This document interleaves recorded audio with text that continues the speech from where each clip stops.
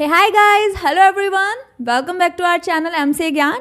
And ये हमारी second video होने वाली है ऑब्जेक्टिव क्वेश्चन सॉल्व करने की। हमने आपके एग्ज़ाम पर्पस पे जो आप एग्ज़ाम देने वाले हैं, हमारा भी बहुत कम टाइम बचा है, उसको ध्यान रखते हुए लाइव क्लासेस भी स्टार्ट की ताकि आप डाउट सॉल्व करवा सकें आपके। और हमने ये क्वेश्चंस भी लिए हैं जिस टाइप के क्वेश्चंस आपके एग्ज़ाम में आ रहे होते हैं। हमने यहाँ पे ट्राई किया है कि आपके कंसेप्ट, आपके फंडामेंटल समझ पाएँ, क्योंकि जो ऑप्शंस होते हैं ना उसमें बहुत ही मिनिमल डिफरेंस होता है और हम जल्दी जल्दी टाइम में कोई भी ऑप्शन टिक कर देते हैं क्योंकि डिफरेंस नहीं समझ पाते। वो हम तब समझ पाएंगे जब हम प्रैक्टिस कर रहे होंगे और कहीं ना कहीं कंसेप्ट पे हमारी कमांड होगी। और वो कैसे होगी? जब आप प्रैक्टिस करेंगे। और प्रैक्टिस कराने के लिए हमने वीडियो शुरू की है। तो ये सेकंड वीडियो है। फर्स्ट वीडियो आपने नहीं देखी तो जाकर देखिए। इस वीडियो में हम थोड़े से और अच्छे क्वेश्चन लाए हैं।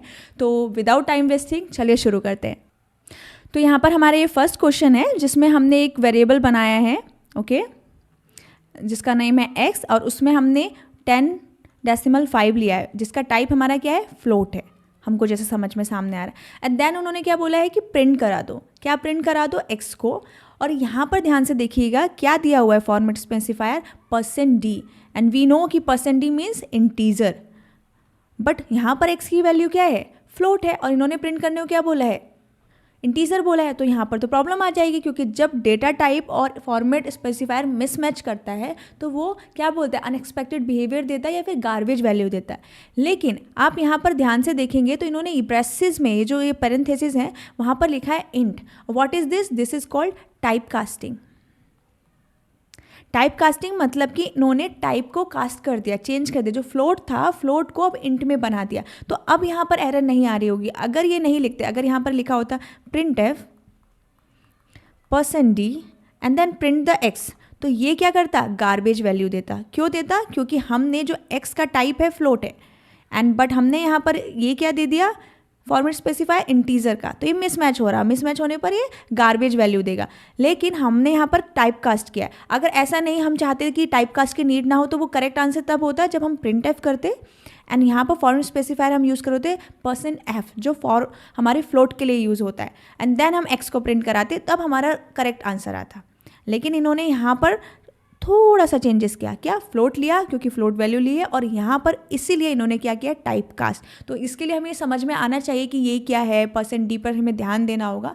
तो अब क्या हो जाएगा? जो हमारी फ्लोट वैल्यू थी 10.5, वो डेसिमल में जो है वो कन्वर्ट होकर इंटीजर में क्या हो जाएगी? ओनली 10, क्योंकि उसके डेसिमल की जो वैल्यू है वो ट्रंकेट हो जाती है, रिमूव हो जाती है। तो ये क्या हो जाएगी? रिमूव हो जाएगी जब हम टाइप कास्ट करेंगे। तो हमारा इसका करेक्ट आंसर क्या होगा? बी।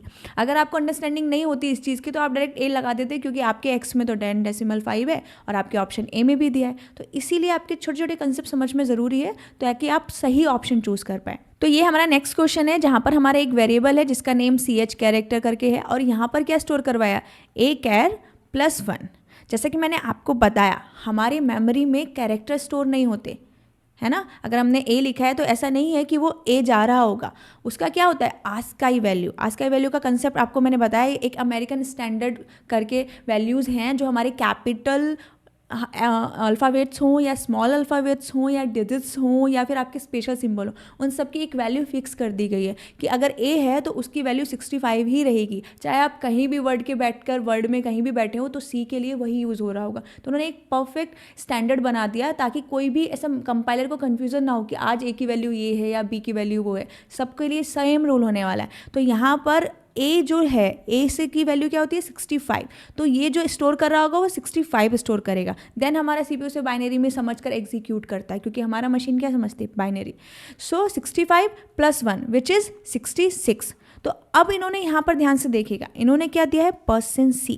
हमेशा याद रखना जब आप एग्जाम में जाओगे तो एक बार फॉर्मेट स्पेसिफायर को ज़रूर नोटिस किया करना, क्योंकि वो आपका गेम चेंजर होता है। एट द एंड में जाके आपने पूरा ध्यान से समझा लेकिन फॉर्मेट स्पेसिफायर को नहीं देखा तो वो एकदम से हो सकता है आपका ऑप्शन रॉन्ग क्लिक करवा दे। क्यों? %c का मतलब क्या है? वो बोल रहा है कि आप यहाँ पर कैरेक्टर दो, है ना। यानी कि जो ch में जो भी वैल्यू है उसको कैरेक्टर में कन्वर्ट करो, आस्काई वैल्यू को, और देन आप प्रिंट करो। अगर आप यहाँ पर इसका ध्यान नहीं देते तो आपको पता है 66 ऑप्शन सी दिया है, आप टिक करते और वो हो जाता आपका रॉन्ग।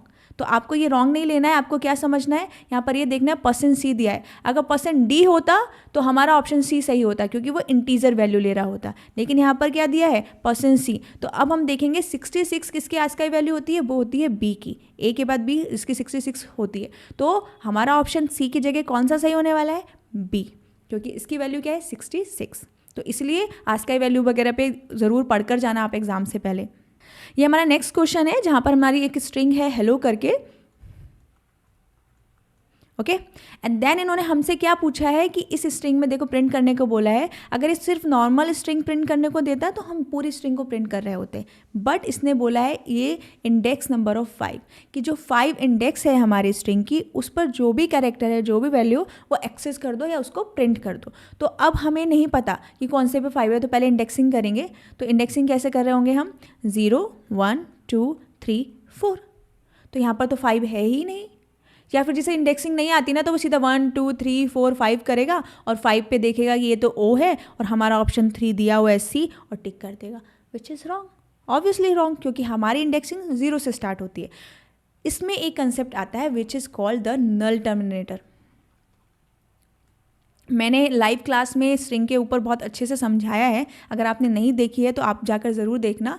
नल टर्मिनेटर क्या कर रहा होता है, आप जब कंपाइलर करते हैं ना, ये किस एड्रेस पे होगा, 100 101 2 3 4, तो ऐसे कंटिन्यूस बहुत सारे एड्रेस होते हैं ना हमारी मेमोरी में, कहीं भी वेरिएबल स्टोर हो रहा होगा, कहीं फंक्शन स्टोर हो रहा होगा। तो जब कंपाइलर रीड करता है तो वो फर्स्ट एड्रेस पे गया, सेकंड पे गया, थर्ड पे गया, फोर्थ पे गया, फिफ्थ पे गया, उसको कैसे पता चलेगा हमारी स्ट्रिंग कहाँ एंड हो रही है। तो उसको ये समझाने के लिए नल टर्मिनेटर बना गया। टर्मिनेटर क्यों बोलते हैं, क्योंकि वो टर्मिनेट कर देता है कि यहाँ पर आपकी स्ट्रिंग खत्म होती है। तो जैसे ही आपका कंपाइलर इस पर पहुँचता है तो उसको समझ में आता है कि मेरी स्ट्रिंग यहीं खत्म हो चुकी। अगर ये जो इसे नल कैरेक्टर भी बोलते हैं, अगर नल कैरेक्टर ई पर होता ना तो कंपाइलर आगे नहीं जाता, वो यहाँ पर दिखता है, इसका मतलब वो समझ आ जाता कि ये स्ट्रिंग यहीं खत्म हुई है। तो जहाँ जहाँ नल कैरेक्टर दिख जाता है उसको, वो क्या करता है, हमारी स्ट्रिंग को ख़त्म कर देता है, हमारा टर्मिनेशन डायरेक्ट उसी स्ट्रिंग को प्रिंट करता है। तो इसकी इंडेक्सिंग है 5। क्यों, बाय डिफ़ॉल्ट आपने नहीं दिया, यहाँ पे क्या किया है, स्ट्रिंग लिटरल यूज़ किया है, तो वो ऑटोमेट आपकी मेमोरी में नल कैरेक्टर लेता है, जिसके लिए और जो कंपलसरी है, अदरवाइज आपको गार्बेज वैल्यू मिल रही होगी, वो नहीं समझ पाएगा कि आपकी स्ट्रिंग कहाँ खत्म हो रही है। तो यहाँ पर क्या पूछा है, 5th इंडेक्स पूछा है। तो आपके 5th इंडेक्स पे क्या है, नल कैरेक्टर। तो अगर आपके पास नल कैरेक्टर की नॉलेज है तो आप इसका करेक्ट आंसर ले पाएंगे, अदरवाइज आपको नहीं पता होगा तो आप कंफ्यूज हो जाएंगे, या तो सी ऑप्शन शुरू करेंगे या फिर आप गार्बेज वैल्यू चूज़ कर रहे होंगे कि ये तो है ही नहीं। कुछ लोग बोलेंगे 4th इंडेक्स तक है, 5th नहीं है, तो आप ऑप्शन बी लगा रहे होंगे, लेकिन इसका करेक्ट आंसर है ए। क्यों, क्योंकि नल कैरेक्टर स्ट्रिंग के एंड में होता है, बाय डिफॉल्ट ऑटोमेट हो रहा होता है, अगर यहाँ नहीं लिखा है तो वो ऑटोमेट रहेगा, है ना। तो चलिए नेक्स्ट क्वेश्चन देखते हैं। तो हमारे नेक्स्ट क्वेश्चन में यहाँ पर क्या दिया, एक वेरिएबल बनाया है x, जिसके अंदर वैल्यू 5 स्टोर कराई है, जिसका टाइप क्या है, इंट, ओके। तो ये किसी भी एड्रेस पे हो सकती है। अब हमें यहाँ पर प्रिंट करने को क्या बोला है, x = 5। ये क्या है, सी दिस, ये आपको चेक करने को बोल रहा है, it is like a condition. क्या है ये, कंडीशन है। ये बोल रहा है जो x है, जो आपने वेरिएबल बनाया है, क्या उसकी वैल्यू 5 है। तो हाँ है, हमने ऊपर अपने वेरिएबल में क्या वैल्यू स्टोर कराई है, 5 कराई है, तो क्या ये ट्रू है। तो हम इतना तो जानते हैं, अगर नहीं जानते तो मैं बताती हूँ, जब क्या कि अगर हमारी कंडीशन ट्रू है तो वो 1 रिटर्न करेगा और कंडीशन फॉल्स है तो वो 0 करेगा। ट्रू होने पे क्या रिटर्न कर रहा होता है, 1, एंड फॉल्स पे 0। तो यहाँ पर उसने कंडीशन चेक करने को बोला है, तो इसकी वैल्यू क्या आने वाली है, 1 आने वाली है। आप सोच रहे हो क्या आएगा, x को प्रिंट बोला, इक्वल में ऑपरेटर लगाया, तो हो सकता है जिसे ये कंसेप्ट नहीं पता वो सी या डी में से कुछ लगाए, बट इसका करेक्ट आंसर क्या है, बी, विच इज़ 1, क्योंकि हमारी कंडीशन ट्रू है, हमारे x के अंदर वैल्यू है 5। नेक्स्ट क्वेश्चन है, हमारे पास CH करके एक कैरेक्टर है जिसमें हमने Z लिया है, और जैसे मैंने आपको बताया Z नहीं जाएगा, उसकी आस्काई वैल्यू जारी होगी। आस्काई वैल्यू Z की क्या होती है, A से कैपिटल Z में 65 to 90 होती है, तो Z की वैल्यू होगी 90, ओके। अब इन्होंने बोला है प्रिंट कर दो, ठीक है, तो Z की वैल्यू 90 है। अभी मेन कहाँ पे फोकस करना है आपको, जो मैं हमेशा बार बार बोल रही हूँ, रिपीट कर रही हूँ, फॉर्मेट स्पेसिफायर पे। उसने पूछा क्या है, उसने %d पूछा है, मतलब उसने इंट वैल्यू पूछी है। अगर वो %c पूछता तो आपसे कैरेक्टर वैल्यू पूछ रहा होता, आप Z बोल रहे होते। तो इंट वैल्यू पूछा है, यानी कि आपको इंटीजर आस्काई वैल्यू बतानी है, और Z की आस्काई वैल्यू क्या होती है, 90। तो इसका करेक्ट आंसर क्या हो जाएगा, 90। ये हमारा नेक्स्ट क्वेश्चन है। इस टाइप का क्वेश्चन मैंने पहली वीडियो में भी कराया है, तो अगर जिसको ने पहली वीडियो देखी है उसे समझ में आया होगा तो कमेंट में जल्दी से आंसर बता देना। तो समझते हैं क्या दिया है इन्होंने, एक वेरिएबल बनाया है x, ओके। देन उसमें इन्होंने स्टोर कराई वैल्यू 7/2, बट मेन पॉइंट क्या है, उसका डेटा टाइप क्या रखा है उन्होंने, int. And we know what is int, int is like whole value not a float value. आपका डेसिमल वैल्यू आएगी ही नहीं। अगर आपने सोचा कि आप डेसिमल वैल्यू स्टोर कराएंगे तो वो नहीं ले रहा होगा, क्यों, क्योंकि वो इंटीजर है, तो इंटीजर वैल्यू डेसिमल वैल्यू नहीं लेता है। तो इसको अगर मैं डिवाइड करती हूँ तो ये हो जाता है 3.5, बट इसमें स्टोर करने के लिए मुझे लेना पड़ेगा 3। और यहाँ पर खुद देखिए इसने क्या बोला, %d स्टोर करने को बोला। %d मतलब मुझे इंट को प्रिंट करना है, तो यहाँ पर इसका करेक्ट आंसर 3 होने वाला है, 3.5 नहीं। ये कब कब हो सकता था, जब हमने इसकी जगह हम क्या लिखते, देखिए अगर आपके पास इसकी जगह ये होता, ये बोलता printf देन %f, और जो मेरा x है वो क्या है, int टाइप का है। तो अब मुझे इसे फ्लोट में प्रिंट करना है, तो मैं यहाँ पर इसकी टाइप कास्टिंग कर देती हूँ, लिख देती हूँ ब्रेसेस में, पैरेंथेसिस में फ्लोट। तो अब ये टाइप कास्ट हो जाता, अब इसका टाइप इंट से चेंज होकर क्या हो जाता, फ्लोट हो जाता। एंड देन मेरा फॉर्मेट स्पेसिफायर भी फ्लोट था, तो ये मैच करता, और अब मेरा ऑप्शन बी करेक्ट होता। बट यहाँ पर इन्होंने %d यूज़ किया इंट का, ना ही फ्लोट टाइप इन्होंने ऐसा टाइप कास्टिंग किया, तो इसका करेक्ट आंसर क्या है हमारा, ए। चलिए नेक्स्ट क्वेश्चन देखते हैं। नेक्स्ट क्वेश्चन में क्या है, यहाँ ये थोड़ा सा ट्रिकी लग सकता है क्योंकि एक प्रिंटफ के अंदर दूसरा प्रिंटफ है। तो चलिए समझते हैं। पहले इन्होंने एक वेरिएबल बनाया a, जिसके अंदर इन्होंने वैल्यू स्टोर कराई 10, और जिसका टाइप क्या है, इंट है।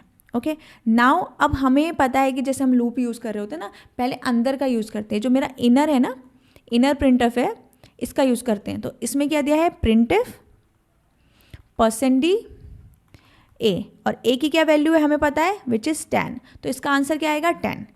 बट जब प्रिंटफ कंडीशन में अंदर होता है ना, तो वो क्या रिटर्न करता है, वो रिटर्न करता है हमारा काउंट ऑफ डिजिट्स, हमारे डिजिट्स का कितना काउंट है, हमारे आउटपुट में कितनी डिजिट्स है। तो इसमें कितनी डिजिट है, 2, तो ये क्या रिटर्न कर रहा होगा, ये हमारा रिटर्न करेगा 2, तो विच इज़ रिटर्न 2। तो यहाँ पर अगर मैं यहाँ भेजूंगी तो इसकी जगह, इस पूरे की जगह क्या आ रहा होगा, 2। तो अब मैं इसको देखती हूँ, ये क्या सॉल्व होगा, इनर का सॉल्व हुआ, इनर की क्या वैल्यू आई 2, क्योंकि हमारा जो आउटपुट आता है वो प्रिंट रिटर्न में करता है उसका काउंट, तो 1 and 0 10, which is there is 2 digits. तो अब ये आएगा printf %d एंड देन 2। अब ये तो वैल्यू 2 है, अब %d में हमारा क्या है, a है, जो कि वैल्यू क्या है 10, तो इसका करेक्ट आंसर क्या हो जाएगा, 10 and 2। क्यों, क्योंकि इसने रिटर्न किया काउंट ऑफ साइज 2, तो इसका सही करेक्ट आंसर क्या होगा, ऑप्शन सी। तो आपको ध्यान में समझ में रखना होगा, प्रिंटफ के अंदर कोई इनर प्रिंटफ दिया है तो वो जो काउंट में रिटर्न करेगा वो आपकी लेंथ भेज रहा होगा, जो आपकी डिजिट्स की होगी, जो आपके आउटपुट की। ये हमारा नेक्स्ट क्वेश्चन है। ओके, इसमें क्या दिया हुआ है, इन्होंने बोला है कि साइज़ ऑफ करना है। मैंने आपको पहले बताया साइज़ ऑफ क्या करता है, अगर स्ट्रिंग है तो वो टोटल नंबर ऑफ कैरेक्टर्स लेता है विद हमारे नल कैरेक्टर के साथ, साइज़ बता रहा होता है। बट इसने साइज़ ऑफ में हमसे पूछा क्या है, इन्होंने पूछा है ए कैरेक्टर। ए क्या है, एक कैरेक्टर है, बट यहाँ पर ध्यान से देखना, ये क्या पूछा है, % इंटीजर।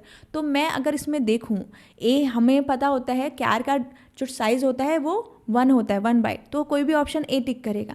बट %d में ऐसा नहीं है कि %d में ए नहीं आ रहा होगा, बट हम इसका साइज़ ऑफ में जानेंगे कि इसकी वैल्यू, आस्काई वैल्यू क्या है। एक करेक्टर कांस्टेंट है, तो इसमें इसकी आस्काई वैल्यू क्या होती है, 65 है ना। एंड देन 65 क्या है, हमारा इंटीजर है, और इंटीजर मतलब इंट का कितना होता है, 4 बाइट्स। तो हमारा करेक्ट आंसर ए नहीं, कितना है, सी, 4 है हमारा। क्यों, आपको अगर ये नहीं पता, साइज़ आपने नहीं पढ़ा है, तो मैंने नोट्स में पढ़ा है, ठीक है। अदरवाइज़ हमारे जो प्लेसमेंट ज्ञान ब्रांच है MCA ज्ञान की, वहाँ पर मैंने एक्सप्लेन किया है कि कितने डेटा टाइप्स की कौन कौन सा साइज़ होता है, क्या है, उसे डेप्थ में वीडियोज़ बनाई है। अगर यहाँ समझ नहीं आ रहा तो आप वहाँ जाकर देख सकते हैं। अदरवाइज़ मैंने नोट्स भी बनाए सिंपल, जो आपको इसी वीडियो के लिंक में, आपके पास चैनल अगर आप नहीं ज्वाइन किए हैं टेलीग्राम में, व्हाट्सअप, तो वहाँ ज्वाइन करेंगे तो ये क्वेश्चंस भी आपके साथ शेयर हो रहे होंगे और आपके साथ नोट्स भी शेयर हो रहे होंगे, क्योंकि आप एग्जाम से पहले उनको जब जितना बार देख कर रीड करके जाएंगे तो वो उतना ही आपके लिए बेनिफिशियल होगा, और आप समझ पाएंगे कि छोटी छोटी जो ट्रिकी चीज़ें हैं वो कैसे सॉल्व होनी है। तो यहाँ पर मुझे पता है इंट का कितना साइज़ है, 4 बाइट, तो हमारा करेक्ट आंसर क्या होने वाला है, सी। ये हमारा नेक्स्ट क्वेश्चन है। यहाँ पर क्या किया है, A which is 5 variable, A variable बनाया है, एक बी जिसमें 10 वैल्यू डाली है, दोनों इंटीजर टाइप है, हमें समझ में आ गया। अब हमको प्रिंट करने को बोला है, तो a is 5, b is 10 and a + b is 15, which is option A, done. But this is wrong.